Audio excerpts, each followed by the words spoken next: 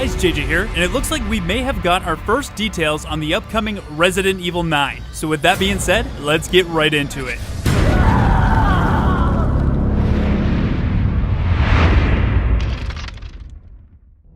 With the promotion of Resident Evil Village coming to a close with the Gold Edition and DLC coming this October, it's no surprise that Capcom has already begun development on the next mainline game in the series, Resident Evil 9. With the new Resident Evil game comes new leaks, and today they have officially begun. It should be noted that everything you are about to hear is currently a rumor and should be taken with a grain of salt, especially when you hear the source. But I think these leaks are worth hearing, because they actually sound really good. The leaks today come from 4chan, but they seem to be gaining a lot of traction. If anything, they create a good discussion, so let me know your thoughts on the leaks below in the comments. We'll start with the working title, Resident Evil Apocalypse. On the surface, that title seems a bit cringe, but it's a working title and subject to change. It actually fits well with the material. I'll get a little bit more into that shortly. Next up, we have the setting. Resident Evil 9 will take place in a ghost town in the west where a certain investigation is underway. It will feature several places like caves, rivers, small towns, and camping sites. There's also a creepy forest area, which is easy to get lost in if you don't have a map. I personally like the idea of a small town with a western theme. The investigative elements add a bit of a detective flair to it that I think will fit really well with the setting. Moving on now to the enemies. They will look like some kind of deformed creature with huge emphasis on body horror. They'll resemble mythological creatures with horns, and locals will call them Wendigo or Goatmen. Enemies will be mimicking human voices and could even transform into friendly NPCs. They can perfectly mimic human voices, and the player will be forced to look at their behavior to know if they're enemies. That actually sounds creepy as hell. Players will be able to force open some doors. They can also lock and barricade them and use breakable melee weapons. Personally, that all sounds great. Enemies that dive into mythology and folklore fit well with the theme Village had, so it makes sense Capcom would continue this style. Moving on now to one of the early bosses in the game named Barghest. Barghest is described as a giant black dog with a twist and will be less intelligent compared to other monsters. This reminds me of the Varkolak Alpha Werewolf in Village. Capcom already has the AI, so it only makes sense that they would reuse it in Resident Evil 9. One of the main antagonists will be a woman named Gleistig by the locals. She has a really beautiful design with green gold ornaments and a morning green gown. Sounds a bit like Mother Miranda. I'm starting to see a trend with this design. The player will receive help from a woman bioweapon named Holder. She'll serve as a guide through the forest, tell you some of the town's history when you show her treasures, keys, puzzle pieces you find along the way. She'll also teach the player different herb combinations. There will be 7 herb types which can be combined with each other to achieve various effects. The monsters fear this woman, just as they fear and respect Gleistig. They won't come close. This serves as an explanation why they can't enter save zones or rooms. Holder sounds very much like the merchant or the Duke character, which means the shop will be back, and I'm all for that. Finding treasures to sell for upgrades and items adds a ton of replayability. Now coming back around to the reason of the title. The plot will be about the 9th moon phase, and the nickname Apocalypse came from that idea. The moon serves as this game's symbol and will probably appear in the logo. So there you have it, all the new Resident Evil 9 Apocalypse leaks. If I'm being honest, these leaks sound really interesting and fit well with the theme Village started. There's a part of me that hopes these leaks are true, but now I'm curious to know your thoughts. What do you think about the Western setting? What are your thoughts on the mythologic inspired enemies